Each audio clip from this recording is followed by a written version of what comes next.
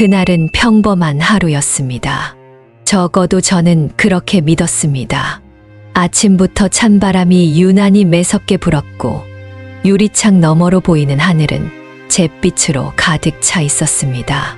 이상하게도 가슴 한편이 답답했습니다. 아무 일도 일어나지 않았는데도 마음속 깊은 곳에서 불길한 기운이 감돌았습니다. 서랍에서 남편과 함께 찍은 사진을 꺼내 들었습니다. 빛바랜 사진 속 우리는 여전히 젊고 밝게 웃고 있었습니다. 그때는 몰랐습니다. 이 행복이 오래 가지 않을 것이라는 걸. 한때는 모든 것이 단단하다고 믿었습니다. 사랑하는 사람들과 함께라면 어떤 어려움도 이겨낼 수 있다고 생각했습니다. 하지만 그것은 착각이었습니다. 갑자기 전화가 울렸습니다. 평소와 다름없는 벨소리였지만 그날따라 유난히 귀에 거슬렸습니다.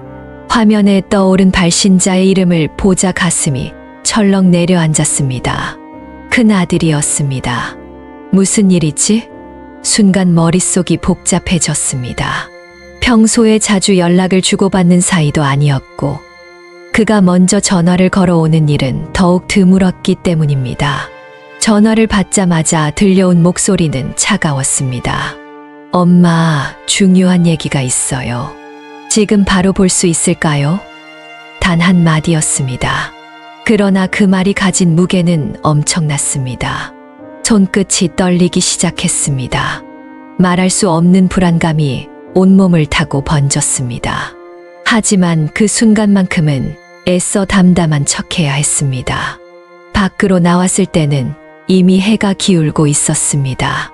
바람이 더욱 차가워졌습니다. 평소 걸어가던 길이었지만 그날은 이상하게 낯설었습니다. 발걸음을 옮길 때마다 무언가가 가슴 깊은 곳에서 무너지는 느낌이 들었습니다. 도착한 곳은 평소 자주 가던 작은 카페였습니다. 문을 열고 들어서자 익숙한 향기가 퍼졌습니다. 하지만 오늘따라 그 향마저도 어색하게 느껴졌습니다. 테이블에 앉아 있는 아들의 얼굴을 보자마자 저는 직감적으로 알았습니다. 무언가가 잘못되었다는 것을. 그는 평소보다 더 단정한 차림을 하고 있었고 표정은 어딘가 어두웠습니다. 저를 보자마자 애써 웃어 보이려 했지만 그 미소는 금방 사라졌습니다. 조용한 공간 속에서 그는 낮은 목소리로 입을 열었습니다. 엄마, 이건 엄마를 위해서 하는 말이에요. 하지만 아마 받아들이기 힘드실 거예요. 그 순간 제 심장은 세차게 뛰기 시작했습니다. 차가운 바람이 창문을 흔들었고 가게 안의 조명은 유난히 어둡게 느껴졌습니다. 그는 조심스럽게 종이 한 장을 내밀었습니다. 순간 눈앞이 흐려졌습니다. 손끝이 떨려 종이를 제대로 쥘 수도 없었습니다. 하지만 그 종이에 적힌 글씨를 보자마자 모든 것이 산산조각 나는 소리가 들리는 듯 했습니다. 부동산 소유권, 이전 계약서. 제 이름이 사라져 있었습니다. 그 자리에 아들의 이름이 적혀 있었습니다. 믿을 수가 없었습니다. 아니, 믿고 싶지 않았습니다. 입을 떼려 했지만 목이 막혀 아무 말도 나오지 않았습니다. 머릿속이 텅 빈 듯 멍해졌고 온몸이 얼어붙은 기분이었습니다. 엄마, 이게 가장 좋은 방법이에요. 엄마가 계속 이 집을 갖고 있는 건 위험하니까요. 이렇게 해야 더 안전해요. 순간 숨이 막혀왔습니다. 눈앞이 흐려지고 가슴이 옥죄어 오는 듯 했습니다. 어떻게 이런 일이 일어날 수 있을까요? 제 평생을 바쳐 지켜온 집이었습니다. 남편과 함께 벽을 칠하고 아이들과 함께 식사를 했던 곳이었습니다. 이 집에는 저희 모든 것이 담겨 있었습니다. 그런데 이제 제 것이 아니라는 말인가요? 손끝이 차가워졌습니다. 믿었던 사람이었기에 더 큰 배신감이 밀려왔습니다. 그는 단 한 번도 제게 물어보지 않았습니다. 제가 어떻게 생각하는지, 어떤 기분일지 그저 모든 것이 당연하다는 듯 행동하고 있었습니다. 엄마, 너무 걱정 마세요. 다 엄마를 위해서 하는 거예요. 그 말의 순간 터져 나올 듯한 울음을 꾹 참았습니다. 지금 울어버리면 모든 것이 끝날 것 같았습니다. 하지만 가슴속 깊은 곳에서 외침이 들렸습니다. 이건 아니야. 이건 잘못됐어. 저는 더 이상 가만히 있을 수 없었습니다. 이게 엄마를 위한 일이라고? 입술이 바짝 마르고 손이 떨렸습니다. 하지만 저는 그대로 앉아있지 않았습니다. 그날 제 인생은 완전히 바뀌었습니다. 하지만 저는 무너지지 않을 것입니다. 이제는 제가 결단을 내릴 차례였습니다.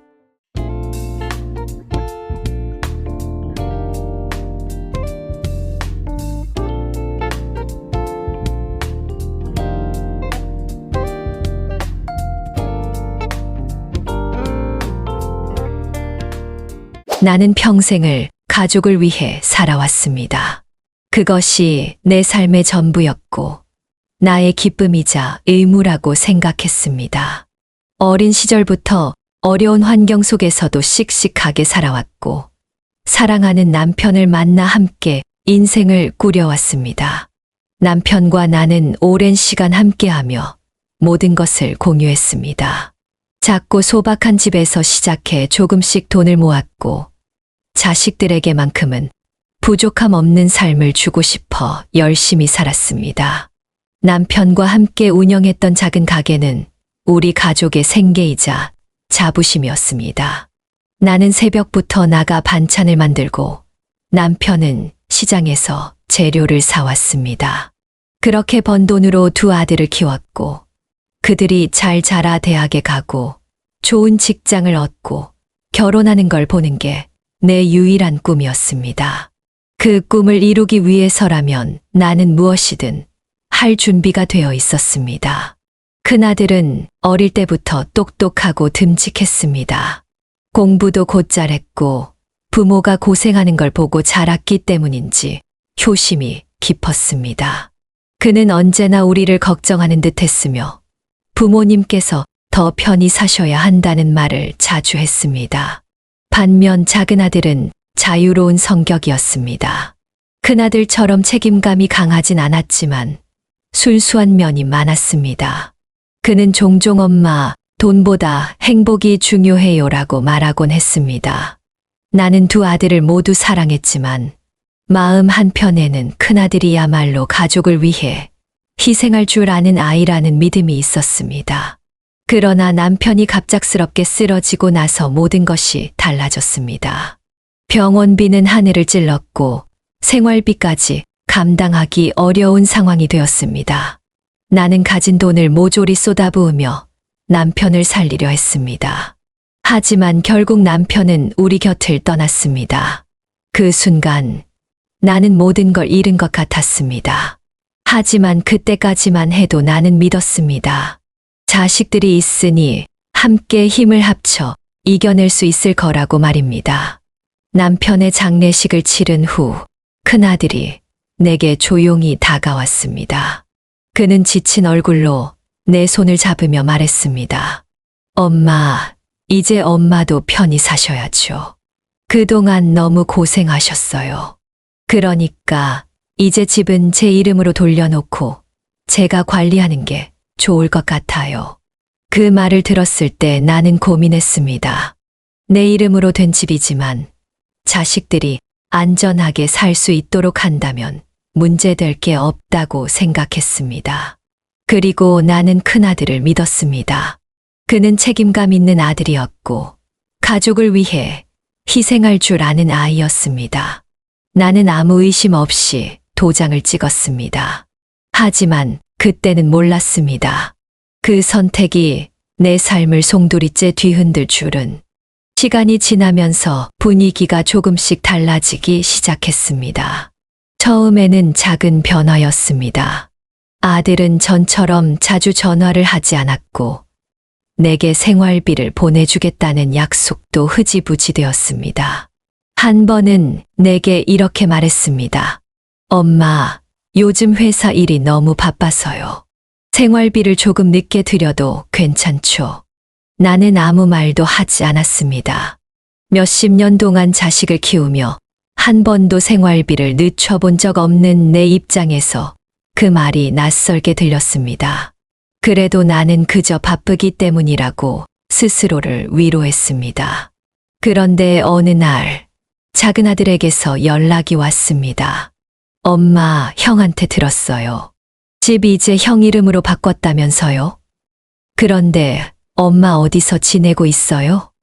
나는 그 말을 듣고 멍해졌습니다. 분명 큰아들은 내가 이 집에서 계속 살 수 있다고 했습니다. 하지만 작은아들의 말투는 뭔가 불안해 보였습니다. 나는 마음이 조급해졌습니다. 그제야 큰아들이 보낸 서류를 자세히 들여다보았습니다. 그때야 깨달았습니다. 서류에는 부동산 소유권 이전이라는 문구가 선명하게 적혀 있었습니다. 그리고 내 이름은 어디에도 없었습니다. 다음 날 나는 큰아들에게 전화를 걸었습니다. 하지만 그는 받지 않았습니다. 불안한 마음에 그의 집을 찾아갔습니다. 초인종을 누르자 그의 아내가 문을 열었습니다. 그녀의 얼굴은 어딘가 냉정해 보였습니다. 어머니, 무슨 일이세요? 너희 집에서 조금만 얘기할 수 있을까? 엄마가 할 말이 있어. 그러나 며느리는 단호하게 말했습니다. 죄송해요, 어머니. 저희가 요즘 너무 바빠서요. 그리고 앞으로는 저희 생활에 관여하지 않으셨으면 좋겠어요. 형님도 그걸 원해요. 나는 그 말을 듣는 순간 심장이 멎을 것 같았습니다. 나는 내 자식을 위해 평생을 바쳤는데 그 대가가 이런 것이었을까요? 큰아들은 끝내 나와 마주하지 않았습니다. 몇 번이나 전화를 했지만 그는 받지 않았습니다. 그때서야 나는 모든 것을 깨달았습니다. 내 모든 것이었던 가족이, 내 전부였던 아들이 이제는 나를 외면하고 있다는 것을.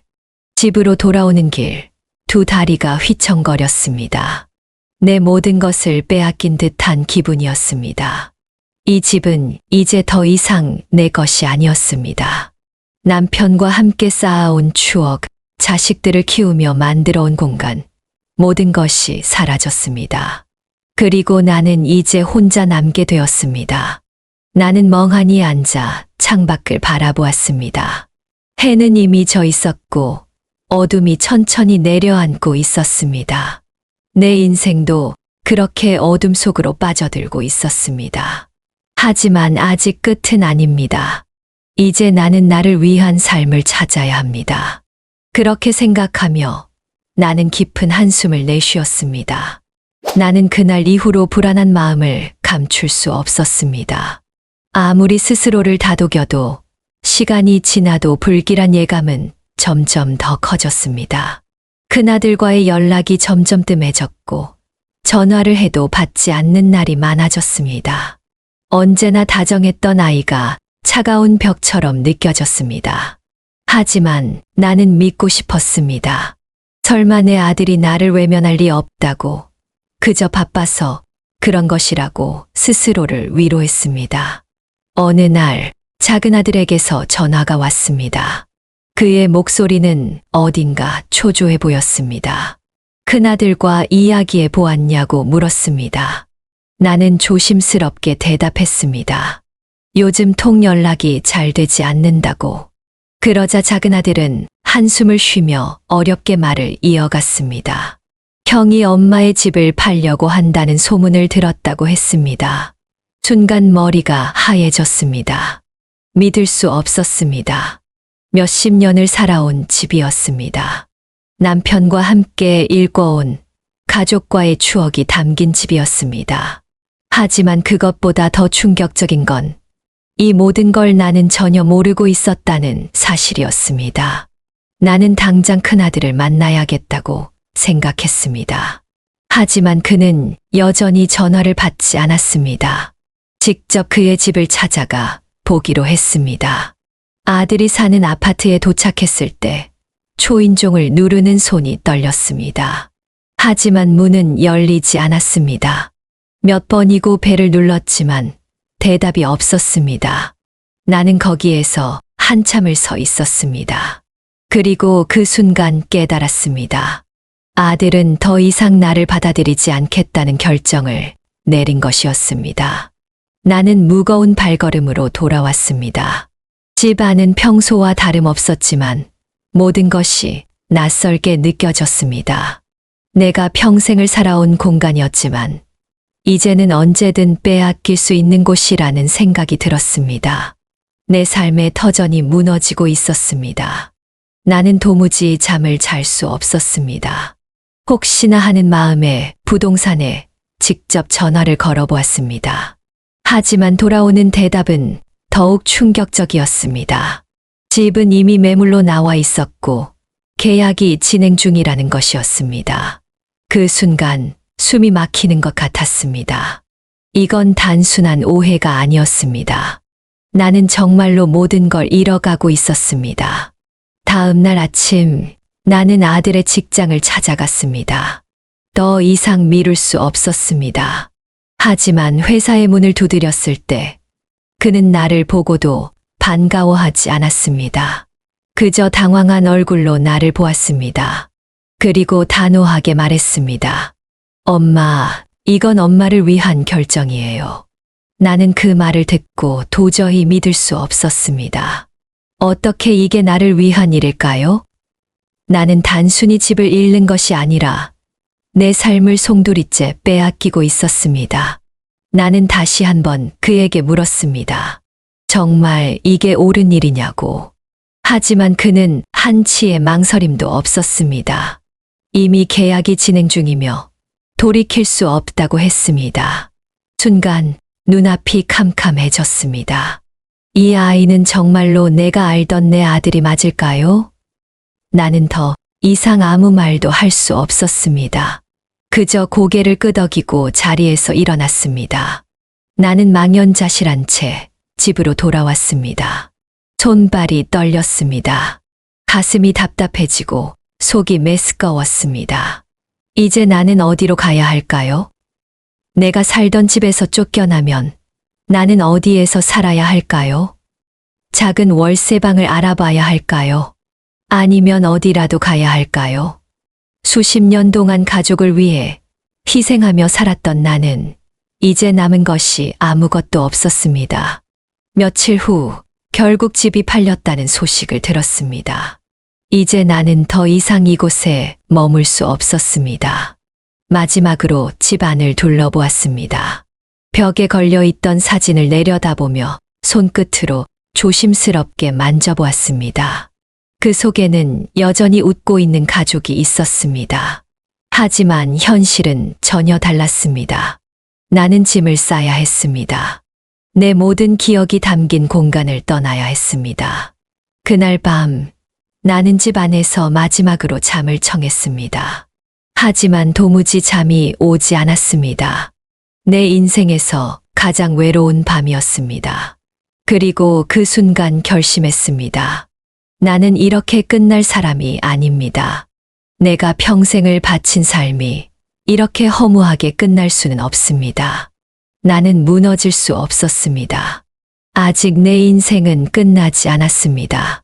그렇게 시간이 흘렀습니다. 집을 떠난 나는 작은 고시원 방을 구했습니다. 방 한 칸짜리 좁은 공간이었지만 지금 내게 남은 유일한 보금자리였습니다. 한때는 가족을 위해 넓고 따뜻한 집을 지켰지만 이제는 이 작은 방이 내 전부가 되었습니다. 아침이면 좁은 창문 틈으로 햇빛이 들어왔고 나는 그것마저 감사해야 했습니다. 시간이 지나면서 나는 점점 현실을 받아들였습니다. 처음에는 절망뿐이었지만 차츰차츰 새로운 삶을 모색해야 한다는 생각이 들었습니다. 더 이상 가족에게 기대할 수 없다는 사실을 깨달았습니다. 이젠 나 스스로 살아가야 했습니다. 그러던 어느 날 시장에서 한 노점을 운영하는 할머니를 만났습니다. 그녀는 내 얼굴을 보고 조용히 다가와 말을 걸었습니다. 아가씨, 무슨 걱정 있어? 얼굴이 많이 안 좋아 보이네. 나는 그 말 한마디에 눈물이 터질 뻔했습니다. 나를 걱정해주는 사람이 아직 있다는 사실에 마음이 따뜻해졌습니다. 그녀는 손수 만든 반찬을 팔고 있었습니다. 나는 그녀를 도와 일을 시작했습니다. 처음에는 단순한 노동이었지만 점점 즐거움을 느꼈습니다. 손님들에게 직접 반찬을 만들어주고 돈을 벌면서 새로운 희망을 찾기 시작했습니다. 나는 다시 일어설 수 있을까요? 고시원 생활이 시작된 지 몇 주가 흘렀습니다. 처음에는 한숨만 나오던 생활이었지만 점점 현실을 받아들이기로 했습니다. 집도 가족도 없는 나는 이제 혼자였습니다. 좁은 방에 앉아 창문 너머를 바라볼 때마다 문득 이런 생각이 들었습니다. 나는 어디서부터 잘못된 걸까? 평생 가족을 위해 헌신했고 자식들을 위해 모든 걸 내어주었습니다. 하지만 남은 것은 배신뿐이었습니다. 이런 삶을 살기 위해 그렇게 애썼던 걸까요? 작은 시장에서 반찬을 팔며 하루하루를 버텼습니다. 이른 새벽이면 시장 골목을 돌며 반찬 재료를 사고 할머니의 가게에서 일손을 도왔습니다. 처음엔 손님들의 눈빛이 부담스러웠습니다. 저 여자는 무슨 사정이 있길래 여기서 일할까 하는 듯한 시선이었습니다. 하지만 시간이 지나면서 나는 그 시선조차도 무뎌졌습니다. 생존이 우선이었기 때문입니다. 그러던 어느 날이었습니다. 시장에서 장을 보고 돌아오는 길, 익숙한 목소리가 들려왔습니다. 귀를 의심했습니다. 그 목소리는 바로 작은 아들의 것이었습니다. 가게 앞에서 서성이는 그의 모습을 본 순간 가슴이 덜컥 내려앉았습니다. 그는 오랜만에 보는 나를 보고도 멈칫했습니다. 나 역시 어떻게 반응해야 할지 몰랐습니다. 그는 어색하게 웃으며 다가왔습니다. 엄마 단 한마디였습니다. 오랜만에 보는 얼굴, 하지만 어쩐지 낯설었습니다. 나는 아무 말도 하지 않았습니다. 작은 아들은 한참을 머뭇거리더니 조심스럽게 말을 꺼냈습니다. 형한테 들었어요.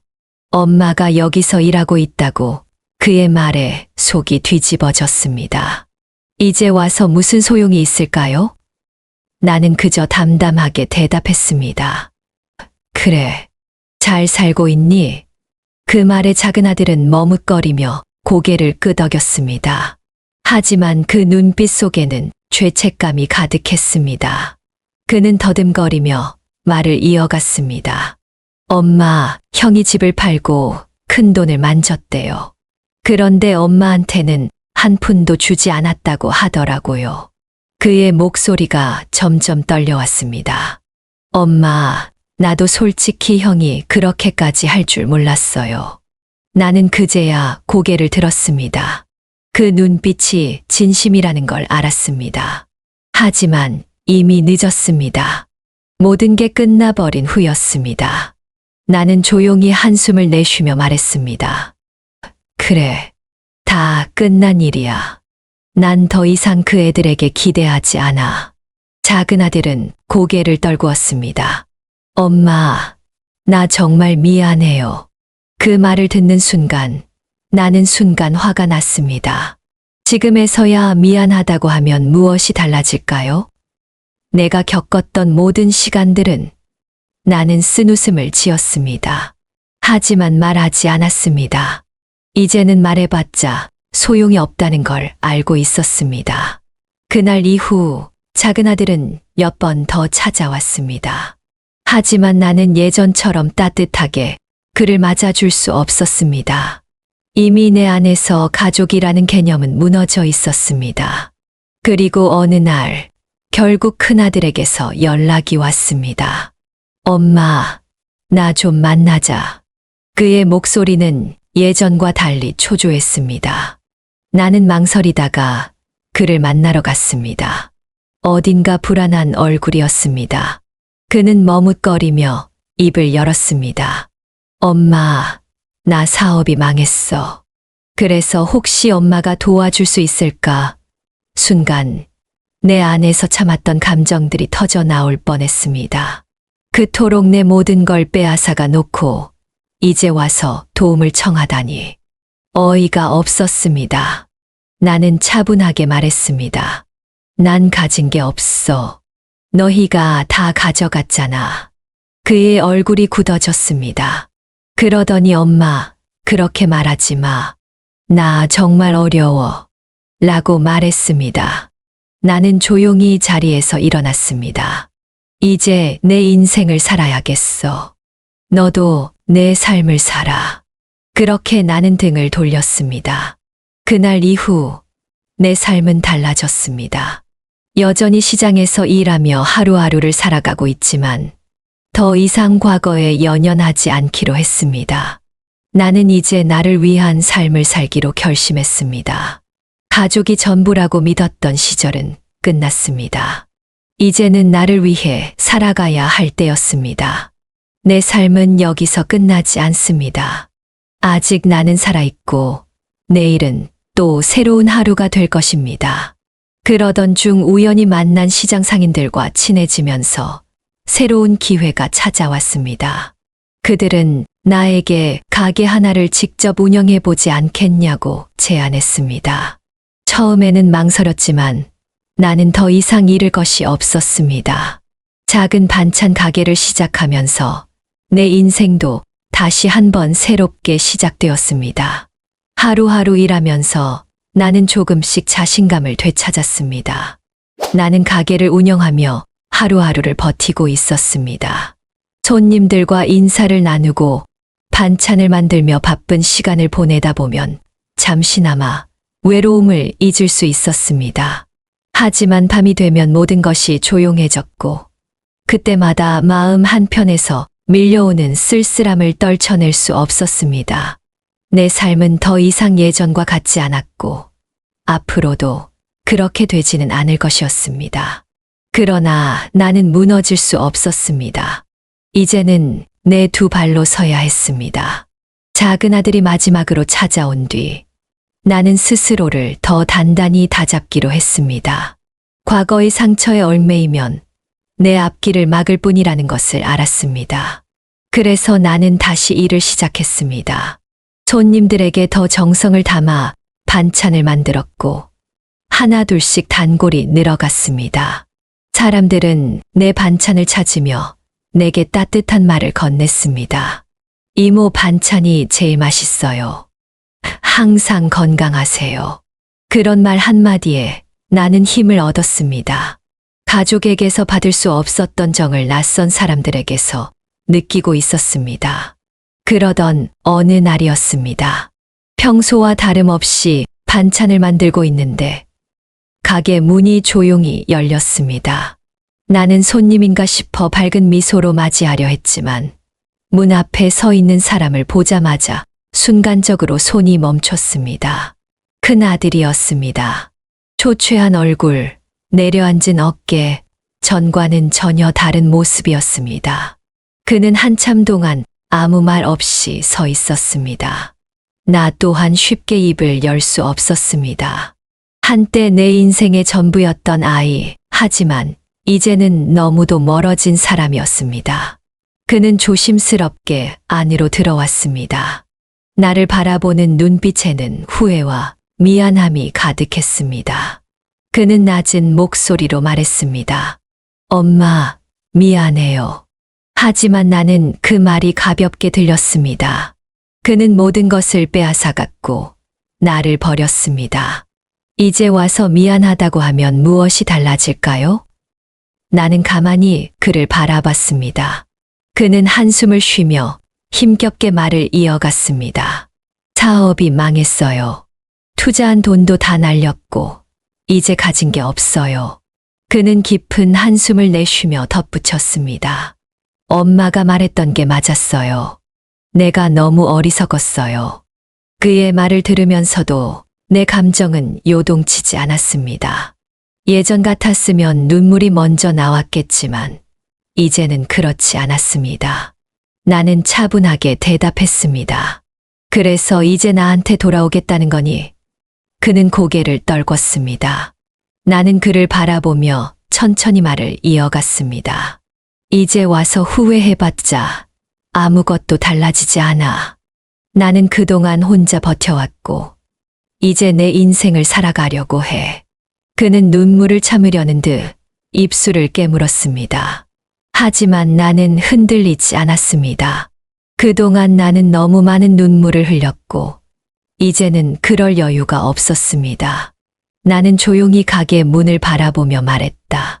이제 내 삶을 살아. 나는 나의 길을 갈 거야. 그는 아무 대답도 하지 못한 채 조용히 고개를 끄덕였습니다. 그리고 천천히 가게를 나섰습니다. 나는 그가 멀어지는 모습을 바라보았습니다. 어쩌면 영영 다시 만나지 못할지도 모릅니다. 하지만 나는 뒤돌아보지 않았습니다. 그날 밤 나는 오랜만에 긴 한숨을 내쉬었습니다. 드디어 내 삶에서 가장 무거운 짐을 내려놓은 기분이었습니다. 나는 여전히 혼자였지만 더 이상 불행하다고 생각하지 않았습니다. 가게는 점점 더 번창했고 새로운 손님들이 늘어났습니다. 나는 더 이상 과거에 연연하지 않았고 오직 앞으로 나아가는 것만이 중요하다고 생각했습니다. 몇 달 후 작은 아들이 다시 찾아왔습니다. 이번에는 이전과 달리 차분한 얼굴이었습니다. 그는 조심스럽게 내 앞에 앉아 말했습니다. 엄마, 형이 많이 힘들어해요. 그래도 엄마가 용서해 주셨으면 해요. 나는 잠시 생각에 잠겼습니다. 용서란 무엇일까요? 그들에게 용서를 베푸는 것이 아니라 어쩌면 나 스스로를 위한 것이 아닐까요? 나는 조용히 말했다. 내가 용서하지 않는다고 해서 내 형이 달라질까?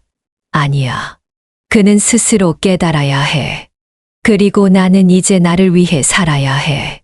작은 아들은 내 말을 들으며 고개를 끄덕였습니다. 그는 예전과는 달리 더 성숙한 모습이었습니다. 그는 나에게 깊이 감사하다는 말을 남기고 돌아갔습니다. 나는 다시 가게 문을 닫고 조용히 하늘을 바라보았습니다. 밤하늘의 별들은 여전히 빛나고 있었습니다. 내 삶은 여전히 계속되고 있었습니다. 과거에 매여 있기보다는 앞으로 나아가야 했습니다. 나는 이제 더 이상 과거를 붙잡지 않습니다. 오랜 시간 동안 후회와 원망 속에서 살아왔지만 결국 그 시간들이 나를 더 힘들게 만들 뿐이었습니다. 이제는 그 모든 것을 내려놓고 온전히 나 자신을 위한 삶을 살아가려 합니다. 가게 문을 열고 들어서면 익숙한 손님들의 반가운 인사가 들려옵니다. 이모, 오늘도 반찬 맛있어요. 그 한마디가 나를 살아가게 만드는 힘이 됩니다. 예전에는 가족을 위해 요리를 했지만 이제는 나를 위해 그리고 나를 찾아주는 사람들을 위해 음식을 만듭니다. 삶이란 결국 혼자 살아가는 것이 아니라 작은 관계들 속에서 위로를 주고받으며 살아가는 것임을 깨닫고 있습니다. 아침이면 시장을 돌아다니며 신선한 재료를 고릅니다. 가게로 돌아와 손질을 하고 정성껏 조리하는 순간순간이 나에게는 새로운 희망이 됩니다. 처음에는 생계를 위해 시작한 일이었지만 이제는 내 삶의 의미가 되었습니다. 내가 만든 음식을 맛있게 먹고 다시 찾아오는 손님들을 보며 하루의 소중함을 느낍니다. 가끔은 과거의 기억들이 떠오릅니다. 남편과 함께했던 시간, 아이들을 키우며 보냈던 날들, 그리고 결국 모든 것을 잃고 혼자가 되었던 순간들. 하지만 이제는 그 기억들이 나를 짓누르지 않습니다. 아픔도 결국 시간이 지나면 희미해지고 그 자리에 새로운 삶이 자리 잡게 됩니다. 나를 배신했던 가족들도 언젠가는 후회할 것입니다. 하지만 나는 그들을 용서합니다. 용서라는 것은 그들을 위한 것이 아니라 나를 위한 선택임을 알게 되었습니다. 그날 밤, 가게 문을 닫고 하늘을 바라봅니다. 밤하늘에는 여전히 별들이 반짝이고 있습니다. 한때는 이 어둠이 두려웠지만 이제는 익숙해졌습니다. 어둠이 있어야 별이 빛난다는 것을 알게 되었기 때문입니다. 내 인생도 그랬습니다. 수많은 시련과 아픔 속에서도 결국 나는 다시 일어섰습니다. 가게 한쪽에 작은 화분을 두었습니다. 시장에서 우연히 보게 된 작은 꽃이었는데 이상하게 마음이 끌렸습니다. 마치 나처럼 힘겹게 살아가는 듯한 모습이었습니다.